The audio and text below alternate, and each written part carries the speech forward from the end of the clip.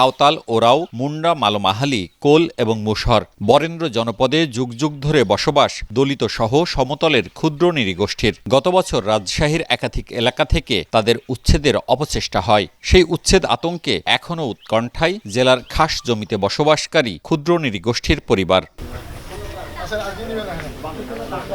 বরেন্দ্রর রুক্ষ মাটিতে পর্যাপ্ত পানির অভাব, তার উপর ক্ষুদ্র নৃগোষ্ঠীদের ক্ষেত্রে দিন দিন বাড়ছে মজুরি বৈষম্য, সংকুচিত হচ্ছে কর্মসংস্থানের সুযোগ, এমনকি ভূমির অধিকার থেকে নানা কৌশলে প্রভাবশালীরা বঞ্চিত করছে বলে অভিযোগ তাদের। এই খারাপ যে তুলে দিবে না কি করবে, এটা খারাপ লাগবে না? কোন দিক পালাবো, কোন দিকে থাকবো?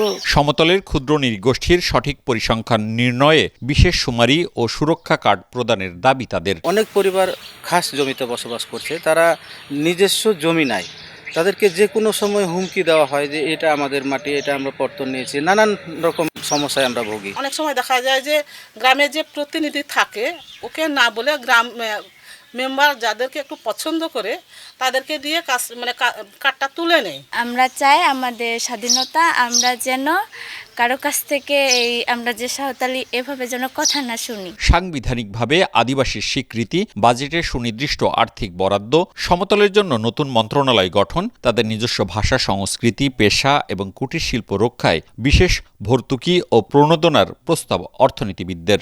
আদিবাসী হিসেবেই বাজেটে উল্লেখ করে একটা পৃথক বরাদ্দ থাকা দরকার বলে আমরা মনে করি। এখানে সরকার ঋণ দিবে বিনা সুদে এবং সেই ঋণ নিয়ে তারা স্বনির্ভর হবে। এটা খুবই মানবিক এবং সময়ের দাবি যে তাদের জন্য আলাদা ভূমি মন্ত্রণালয় থাকা দরকার, যাতে করে তাদের যে ভূমির উপরে অধিকার প্রতিষ্ঠা এটা যেন নিশ্চিত করা যায়। সবশেষ জনশুমারি ও গৃহগণনা প্রতিবেদন অনুযায়ী রাজশাহীতে সমতলের অন্তত ৪৮,০০০ ক্ষুদ্র জাতিসত্তার মানুষ বসবাস করেন।